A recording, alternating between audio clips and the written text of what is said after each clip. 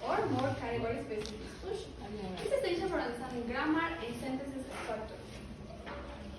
The traditional core of nouns, verbs, and adjectives, different linguistic theories propose varying numbers and types of parts of speech. For example, Holden and Coulomb in 2002 identified 8 categories, that is noun, verb, adjective, adverb, preposition, determinative, subordinator, and coordinator. These are the examples for each one. But some words are polyfunctional, meaning they can act as a different part of speech, but depending on the context. For example, the word here, catch, as a noun, a catch, or as a verb, to catch. Other words can be with the word green, as a noun, on the green, as a verb, to green, or as an adjective, green asparagus. In Spanish, it's the same. For example, as a noun, la llama vive en las montañas, or as a verb, del verbo llamar, mi mamá me llama a cenar. Variation in part of speech. While most languages have equivalents to nouns and verbs, other categories like adjectives and adverbs are less universal. For example, in Guarao, Venezuela, the word yaquera can function as a noun, adjective, and adverb, but in this case it's without changing the form. In English, it has meaning of beauty, beautiful, and wealth. In Asian Green, these meanings require different forms. We can see it's different forms depending on the context, but the meaning is the same. Different systems in other languages. Other languages share the same set of parts of speech.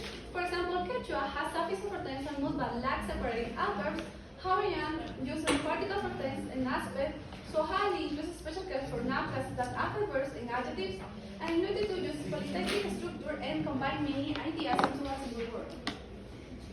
For example, in this chart, we can see Inuit doesn't use adverbs and prepositions. Hawaiian doesn't use adverbs, but it uses adjectives, and Hawaiian doesn't use prepositions, but it uses adverbs.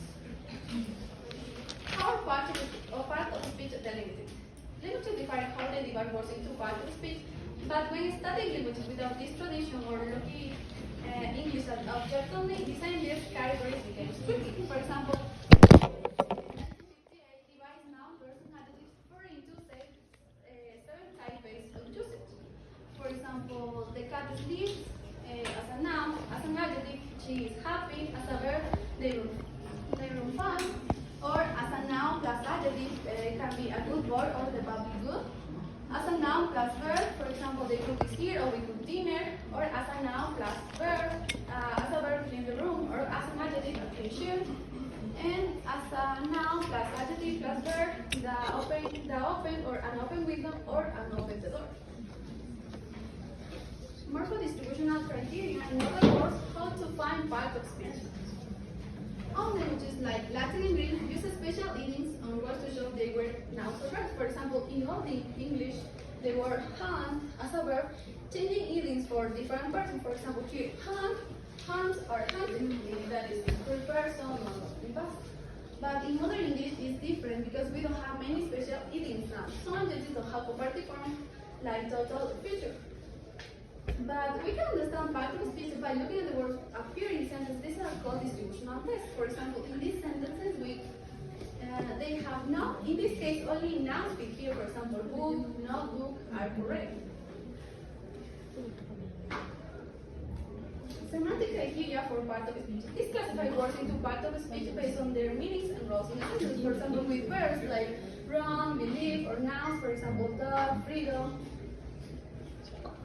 Verbs and predication. What is a predicator? Predicator is a part of a sentence that attributes a property or action to a subject. For example, in these sentences, Jimmy eats cake because he was hungry. But if we try to define verbs as the only predicators, we run into a problem because other words can also function as a predicator. For example, in these sentences, Mary is a doctor. The word here is acts as a linking verb, and the number is a doctor. Is the predicator, is the element that attributes a profession to subject Mary. In other languages like in Spanish, el libro es interesante para leer. Interesante is an adjective that describes the book. It's like a predicator telling you something important about the book, meaning a separator like is. And multi-categoriality is when a single word can have different grammatical roles depending on the context. For example, in English, the word cat as a noun can be I can catch the ball. Or as a noun, that's a great catch, it's a thing. Other example like this, for example, Google is a proper noun. The name and verb will, for example, I will Google that is an action. In Spanish, can be as a verb, voy a caminar al parque, or as a noun, un buen caminar. So, multi-categorially shows how words can adapt to different contexts, making it individual and dynamic. Understanding this can help you speak more naturally and characterally in different situations. Here words that look the same but have different meanings. For example, present. As a noun, I got present for my birthday. Or as a verb, I will present my project.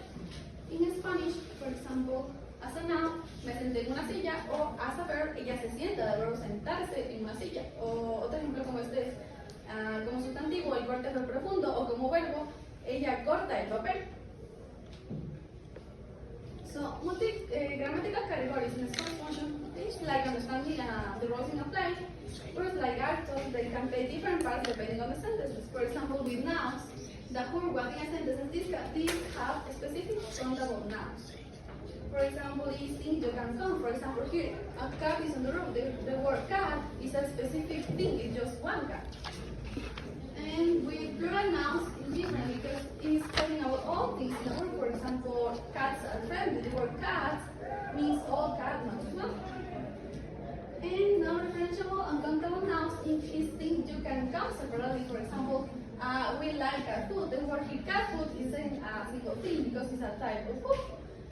But with verbs, is the action for doing words. These have a specific action. For example, Maria sings. This is a clear action. Singing is happening. And general activities, for example, to sing is found in describing an action without a specific title.